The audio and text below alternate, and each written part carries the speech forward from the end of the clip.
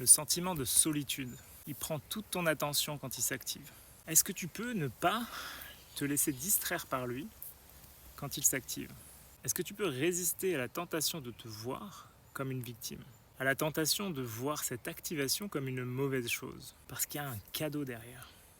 Ne plus jamais te sentir seul, sans rien changer à l'extérieur.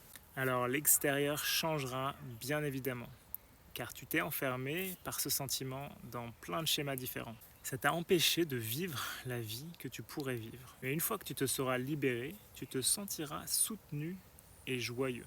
Alors quel est le contraire du sentiment de solitude? Le sentiment de connexion. On pense souvent à la connexion avec les autres, parce que c'est le manque apparent de liens extérieurs qui réveille la solitude. Mais ce que tu cherches au fond, c'est pas ça. Le mécanisme est simple.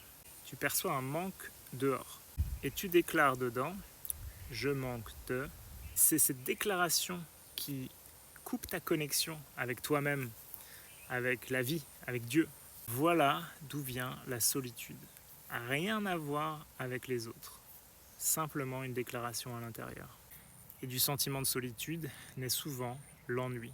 Et alors là, tu sais très bien ce que tu fais. Tu te morfonds, tu te distrais, etc. Mais chaque fois que ça arrive, c'est une opportunité. Une opportunité de retirer la condition que tu as placée sur cette connexion qui est naturelle. Alors la prochaine fois, rappelle-toi, ce sentiment ne parle pas de mes circonstances. Il me révèle simplement ma croyance sur la situation.